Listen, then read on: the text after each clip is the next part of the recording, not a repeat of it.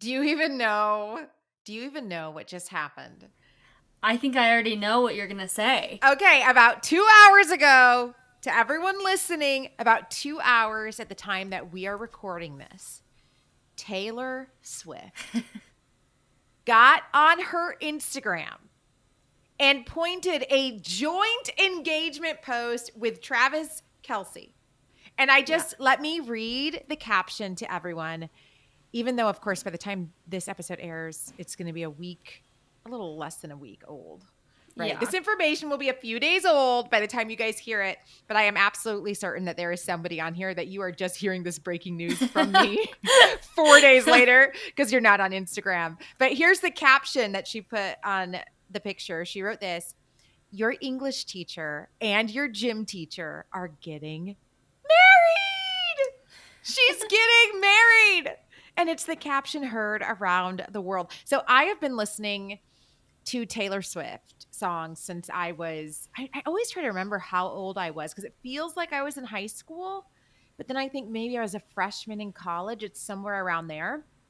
That I was like burning little Taylor Swift CDs. It was illegal. I was like on Napster downloading these songs. I was obsessed with Taylor Swift, and I had to be like 18 years old, something like that. She shaped my young adulthood. I love her so much. And I don't know if I've ever asked you this, Haley.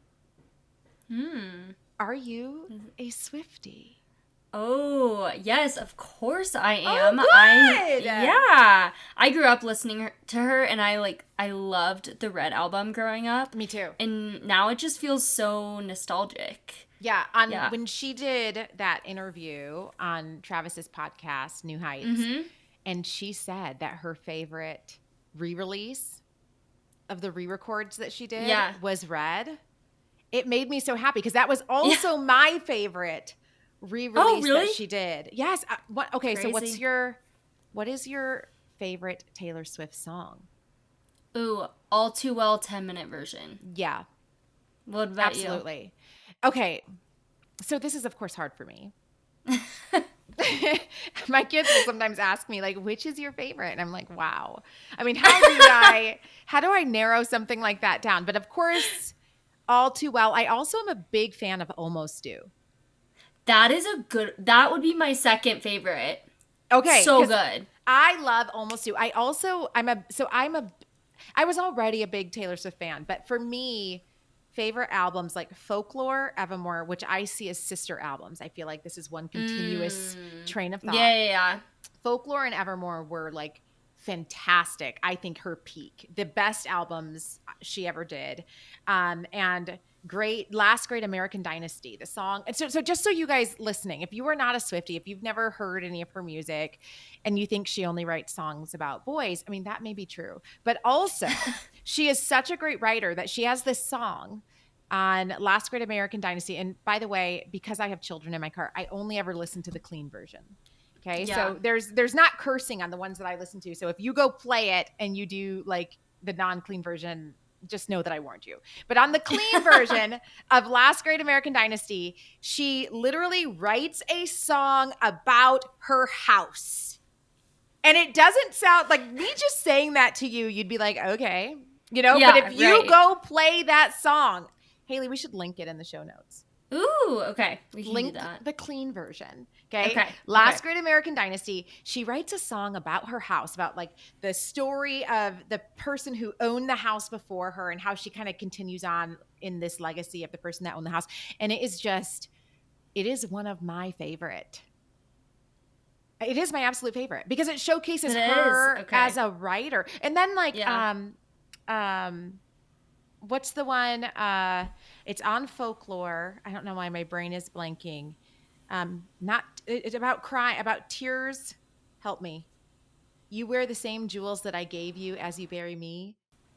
Oh, I could not tell you the name of the song, but I know what you're talking about. Okay, well, hold on. I need to pull it up for the people listening so that they know. My Tears Ricochet. Oh, yeah. Okay, My Tears Ricochet, another just incredible song. Okay, again, clean version. Yeah. clean version, Christians, before you start sending Haley messages saying, why is Heather recommending these songs? Okay, My Tears Ricochet, that song. So I want you to play it. And it sounds like she's writing this song about her love life, but it's really to her former record label. And so it's just I didn't know that. Haley, now you must replay it. I must, yes. And they sold her masters. That's why she says, like, you're wearing the same jewels I gave you as you try to bury me. She's saying, like, I made you all your money. And now you're going to try to bury me. And then she says, but look at how my tears ricochet. You're going to get hurt just like I'm getting hurt. It is her writing is just so, so good. Yeah, she's very talented. She's very talented. She's not just another pop star. Okay. She's the most streamed artist ever on Spotify with over 107 billion with a B. Wow. Plays. Only 1 million of those are mine. Her Eras tour was the highest grossing concert tour in history. Over $2 billion she made on that tour. And her concert film smashed the box office records too. She's won 14 Grammys. She's got an album of the year 4 times. She is the only artist to ever do that. That's so crazy. And it's perfect because, Heather, we are talking about leadership today.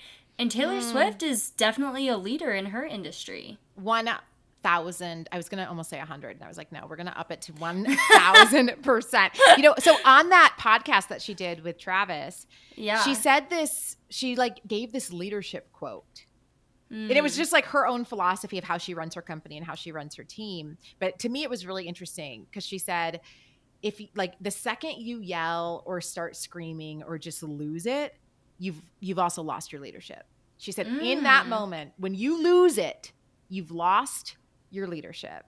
And I thought that was super interesting and such a good take on how leaders have to set the pace. You have to be the person you drive the ship. And if you're losing it, that's not helpful for the people that are supposed to be following you. Yeah, that's so true. I'm so excited about our guest today, who I know would love that quote. Totally. We are bringing on Tony Miltenberger to talk about leading from our wounds. I am a big fan. I'm like a fan favorite of Tony Miltenberger. So I first met him going on his podcast, I think with What If I'm Wrong?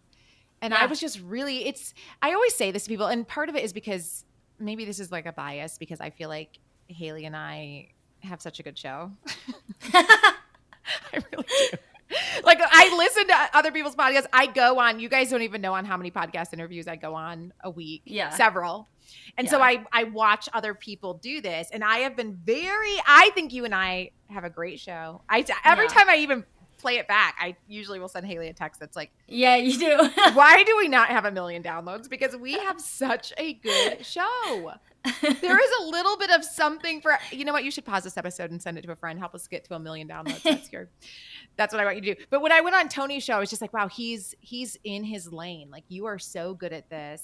He is such a good host. And I always think it's just nice to be on an interview with somebody that genuinely wants to listen and be on that interview. Because sometimes you go on interviews with other people and I don't know, they're like just kind of reading the question and not looking at, they're not even paying attention to your answer. And it's really hard as a guest. Right. Because you're like, where do I look? You're not even looking at me. What do it's just so weird. So I'm so happy to have Tony on. I'm sure he's going to be an incredible guest because he's an incredible host. But first, let's jump into the group chat. Remember, if you want to send your submission to the group chat, send it to Haley at whatifimwrongpod@gmail.com. You can send her a voice memo or a written submission. These submissions are where we look at any real life relational dynamics you may need help with. And so you just kind of want to process it through the group chat. So here, are you ready? Here we go. This is my favorite part. I love listening to this part of the show too. Let's enter the group chat. Okay, here's what we got today. It says, okay, y'all, I need the group chat wisdom. I went on a second date with this guy and everything seemed fine. We were joking, talking, eating. Honestly, I thought it was going well. I ordered fries with my meal and of course I shared a few with him. No big deal. Later that night, I get a Venmo notification, and it's him requesting me for half the fries I ordered. Like, literally a couple dollars. I don't even care about the money. It just felt so weird and petty.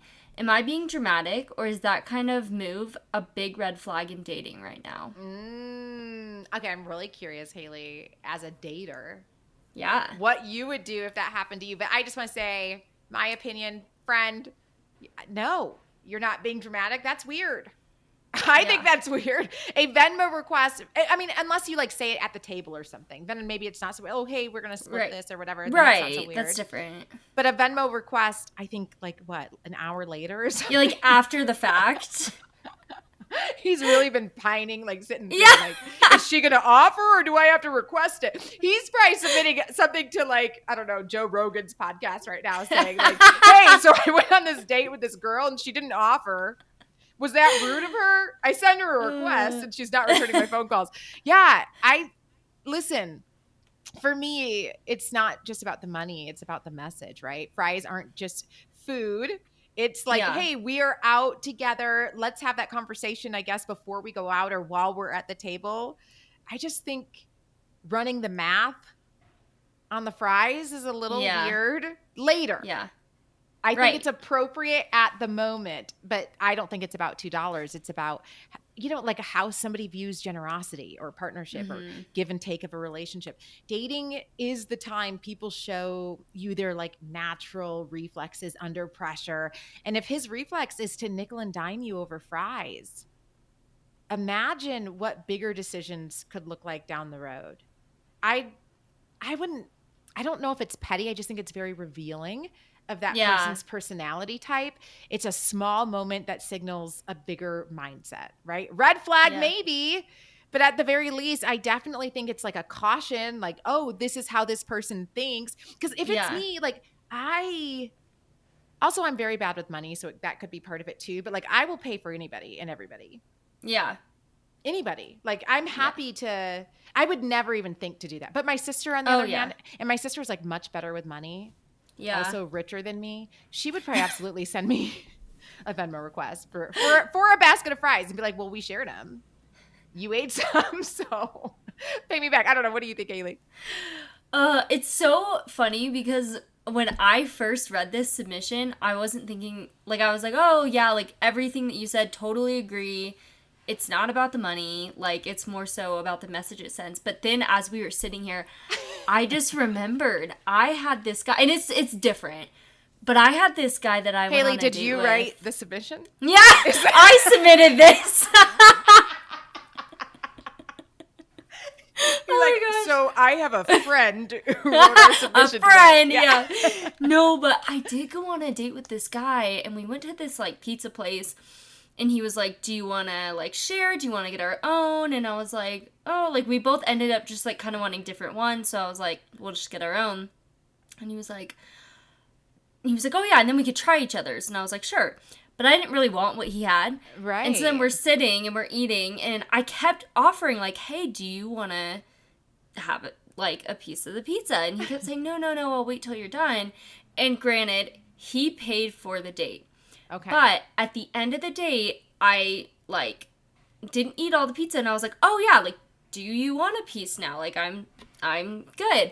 And he goes, well, this shall make a good lunch for tomorrow, and takes the whole pizza, or, like, the rest of it, and takes it home with him. And I was, like, I was shocked. But also, like, he did pay for it. Right. You know? I don't know. That's what this made me think of, was that story. And I really do think it just comes down to how people view money. And it's, I don't want to make anybody feel bad. Because I'm sure there's somebody listening who's like my sister. Because I was just thinking about my sister, and she would probably take it home too and be like, well, I bought it. Right. She thinks, and she's not being rude. She, in her brain, that's just like, this is what makes sense. And in my brain, like, I would never do that. Right. Totally. So, and this is why, we keep asking you guys to send us your submissions, but we are totally unhelpful because usually It could go, we don't want to hurt anyone's feelings. It could go either way. But either way, if you have a submission you want to send to the group chat, you can send it to Haley at whatifimwrongpod@gmail.com. You can also send her a DM on Instagram. What's your handle, Haley? Haley Hoskins. Haley Hoskins, HALEYHOSKINS. Thanks for entering the group chat with us. I can't wait to sit down with Tony, but before we do that, let's define the term. This is the part of the show where I share with you a word, and we look at the dictionary definition of that word. And then we look at how our relationship to that word may change now that we understand what the dictionary definition of the word is. Today's term is leadership. When we hear the word leadership, we often picture someone standing at the front of a room, giving orders or making big decisions. But leadership isn't just about position. It's about posture. The dictionary defines leadership as the action of leading a group of people or an organization.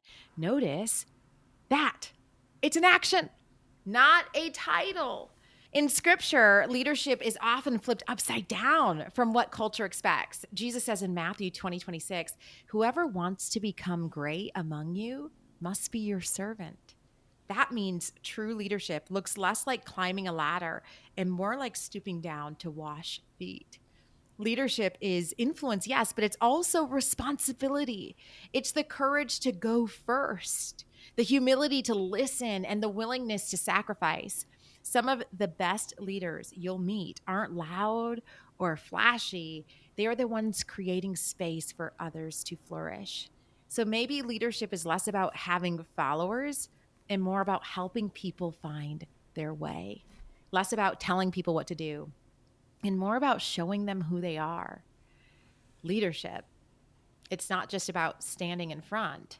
It's also about walking alongside. Yeah, real influence isn't just about like spotlight moments. It's about everyday choices to serve and encourage and just like make space for others to grow. And I think the best leaders that I've seen aren't the one on the stage acting like they have it all together, but the ones who are growing through failure and will admit fault and just keep serving, because I think at the end of the day, leadership is serving. Yeah, and we have, like, you guys, I can't say it enough. We have the best guests to come on and talk to us about, actually, he's talking about leading from wounds. So I cannot wait for you guys to meet Tony Miltenberger. Okay, so we are going to be in leadership, doing leadership submissions this entire month, right, Haley? And so I thought, who better? So I got to go on Tony Miltenberger's podcast. Tony, is it Grow to Lead? Follow to lead. Follow to lead. Fantastic. Yep. And he blew me away, right? Because I was telling Tony sometimes, and you know this, like we do podcast interviews. Obviously you host a podcast. We both go on podcast interviews, and it is not everyone's gifting. And for Tony, it is absolutely his gifting. I was blown away. I just loved every second of being on his show. And You're so far I was too kind. You made it so easy. And it was such so a good fun. episode. It was. And so Such anyway, a good episode. I was like, Tony, you've got to come on my podcast. So here he is. He does tons of coaching and leadership training. And he has a book, you guys, that's releasing this month. I was just telling him before we started recording, it's called Wisdom in the Wound, How God Uses Your Past to Shape Who You Are Becoming. Tony, the title. It's fire. That's a fire title. Wisdom in the Wound. Thank God for good publishers. Yeah. Yeah, it's really all about this idea that it's from the epistemic consequence of sin, right? So we theologically understand that we're all broken, but we don't ever talk about the consequences of that. And so I kind of make the argument in the book is that somewhere between the ages of 4 and 12, we all experience little t trauma, right? So trauma that's not malicious intent. It's just like, hey, it's the way that you see the world. And then that becomes a lens. And so in leadership, we have to deal with that lens every single day. And so there's a tool that I kind of give in the book called the emotional intensity scale. And on a scale from 1 to 10, anytime your emotional intensity spikes above a 6, it's always more about you than it is the other person. Wow. And now here's the crazy part. You ready? Is that the crazy part is that emotion can be good or bad. So like I have a linebacker son. If he takes a pick six and takes it to the house, and I go full blown Midwestern dad, and I'm high fiving people and I'm chest bumping strangers on the sideline, then there's a good chance that that's actually bumping up against my own wound, rather than just the pure joy of the moment. Right. So our emotional intensity is a direct proportionate response to what's happening inside of us. Oh my goodness. There are so many things going. First of all, what did you say between 4 and 12? My core wound happened at 12 years old. What's yours? Mine is my desire to be seen. My parents had unplanned twins when I was 4 years old. And so the narrative in my head, which is it's not an accurate narrative of my parents' heart, to be clear. Sure. Is that the narrative in my head is that at 4 years old, I didn't really matter anymore. And so then at 8 years old, my parents get divorced. That only reinforces the narrative in my head. My dad gets remarried. My mom gets remarried. And now all of a sudden I feel like I'm basically, air quotes, living on my own from 8 years old on. And so the wound is that I really want to be seen. Yeah. Now here's what's crazy, right? Because this is the other part of the story, is that on the other side of your wound, God redeems it and is your greatest gift. And so what's my unique gift in this? I have the ability to see people in a deep personal way. Yes. I'm already like wanting to cry because I was expelled from school in 8th grade. And so it goes back to my parents. I was expelled from in a very small town, a very small Christian school.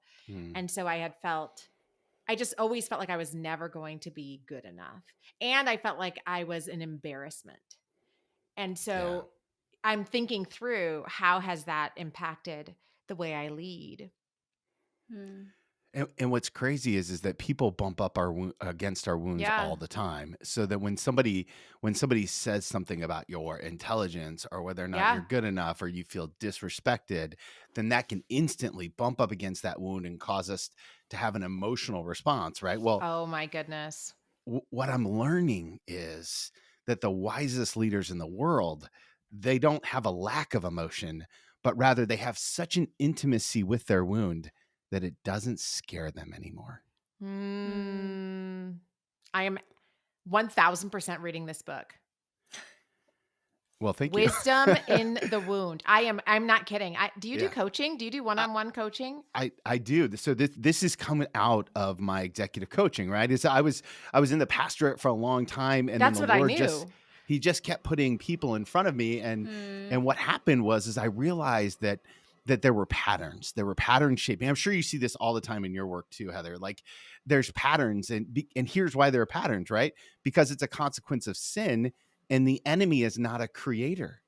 So there's nothing new here, right? And so then once you kind of get an idea of the landscape, the nuances, the stories, the evidence of big T trauma like divorce or like abuse or anything like that, that's like just that becomes a magnifying glass on the little T trauma. And I experienced that when I was in the Army, and then I saw it again in the pastorate, and the Lord just kind of opened up this pathway to executive coaching, because once leaders become aware of who they are, they can begin to see the people they're leading in a way that is a little bit more intentional rather than reactionary.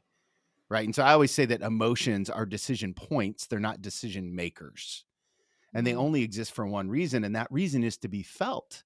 But yet we often don't create safe systems in our life to feel our emotions. So when somebody bumps up against our wound, we don't know what to do. So we react, right? And all of a sudden I'm going to scream, I'm going to yell, I'm going to tell you you're number one in inappropriate ways, right? Like all of those kind of things. I have an reaction, an emotional reaction instead of an intentional emotional reaction. So like one of the things I do with leaders all the time is we start talking about your daily disciplines. We were talking about your 5-mile run before we got on the podcast.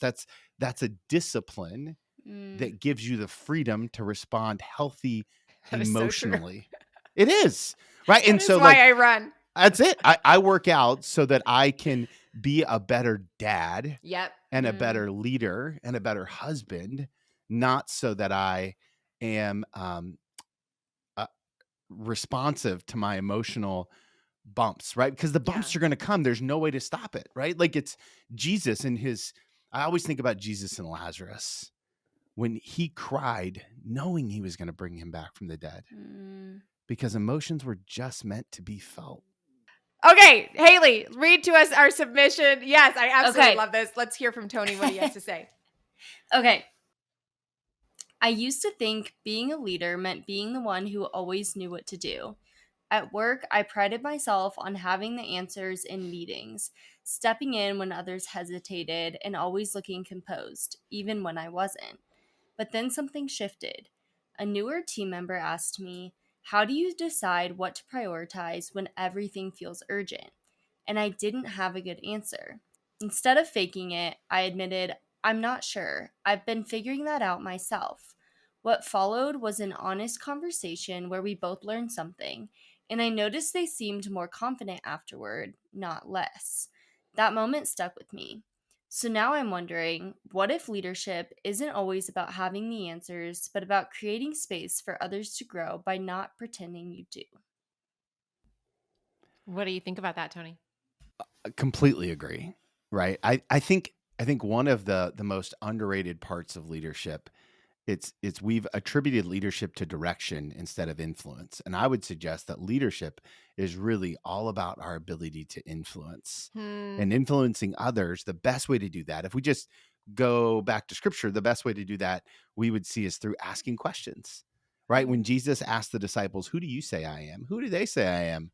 Okay, great. Don't tell anybody about this. He never definitively really answers the question.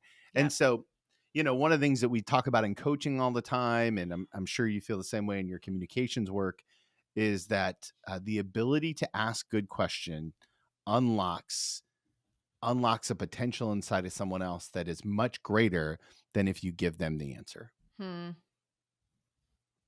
That's so good.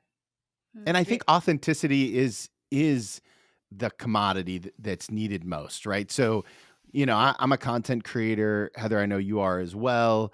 And so there's tons of content in the world, but what is lacking now is community.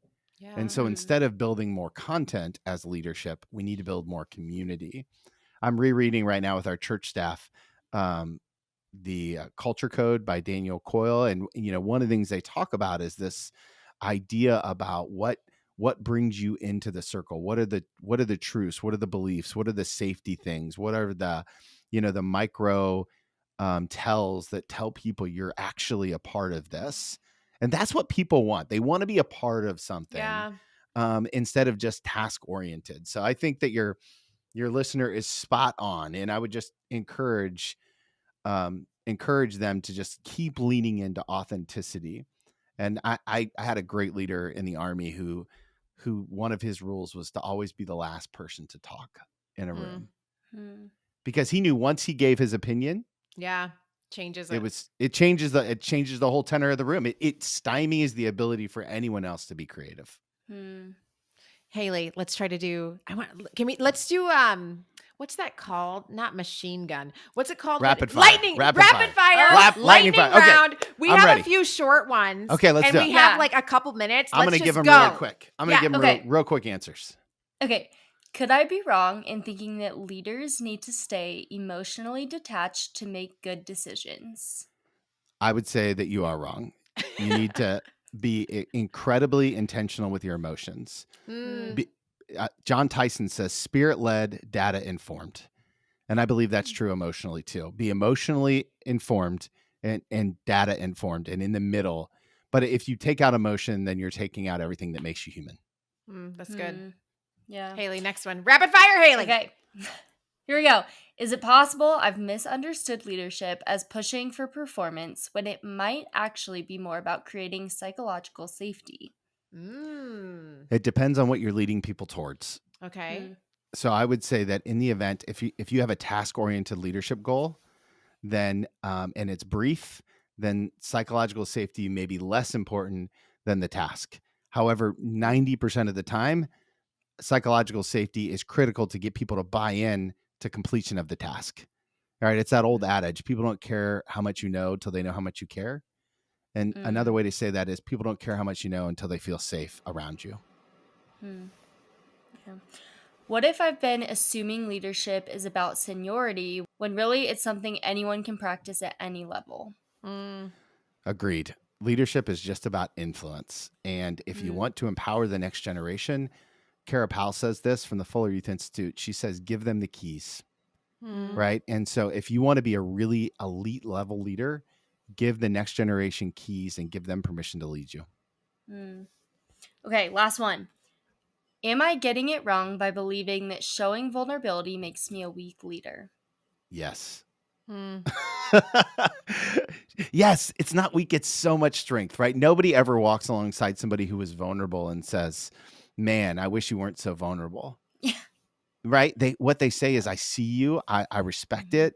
Now, here's the thing. There's a difference between vulnerability and instability. Yes. You can be vulnerable and still be stable. And this is this idea about leaning into the idea of the wound, is that you don't want to be a leader that is emotionally unstable.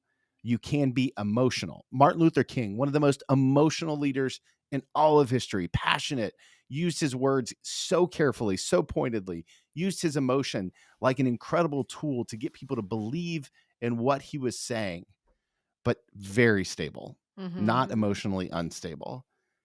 If you think about some of our current politicians, they feel a little bit more emotionally unstable. And as a result, nobody wants to follow them. That is so good. I cannot wait to read Wisdom in the Wound. It's out this month. What's the date? What's the release date? September 23rd. Okay, guys. So you have like 22 more days, but you should sign up for the pre-order. Is there anything that your publisher is giving for people who pre-order? Yes, I think we're going to provide the foreword, which was written by my dear friend Kristen LaValle in chapter 1. Plus, we're going to have some ideas to kind of, if you go to wisdominthewoundbook.com, we're going to have a quiz up to help you identify what your wound is, because a lot of us struggle to see that. Yes, and I think it's really important that people identify it, because it probably is changing the way you are interacting and leading with people. So please find his resources, Tony Miltenberger, and he also has Follow to Lead podcast. Massive fan of him. Tony, thank you so much for joining us. June 10th. Go back and listen to June 10th. Yeah. Any Day was on there. Let's go. It was a fire episode. Full circle, friends. Full circle. Thanks so much for joining us. I want to close every episode with a segment I call Day in the Bible. And this is where I share something I have learned in Bible study with you that will beg the question, what if I'm wrong about how I have been reading or thinking or explaining this Bible passage? Today, I wanted to look at leadership. And when we think of leadership in the Bible, our minds often go to kings or prophets or apostles. But one of the clearest pictures of leadership shows up in John chapter 13. The disciples are gathered for a meal, and what does Jesus do? He gets up, takes off his outer garment, and begins to wash their feet. That was the work of a servant, not a leader. And yet Jesus tells them in verse 15, I have set for you an example that you should do as I have done for you. Leadership in Jesus' model isn't about climbing higher. It's about bending lower. The world teaches us that leaders take charge. Jesus teaches us that leaders take responsibility. The world says leaders deserve honor. Jesus says leaders give honor. So here's the question I just want you to think about as we close out the show today. In your influence, in your area, with whatever is in your hand, whether that's at work or at home or in your friendships, are you reaching for the towel or the throne? Because Jesus makes it clear the greatest leaders are the ones who serve. I cannot say this enough, especially just with where things are in our Christian culture and our business culture and our political culture. Leadership is not about power. It's about presence, not about being first, but about putting others first. That's it for today's episode. Join us next week as we continue on in our theme of leadership. Next week, we are asking the question, can leaders change their minds? You can send me your submission if you want us to discuss whatever experience you were questioning on the podcast. Email me at whatifimwrongpod@gmail.com. I'm Heather Thompson Day, and I'll see you next week.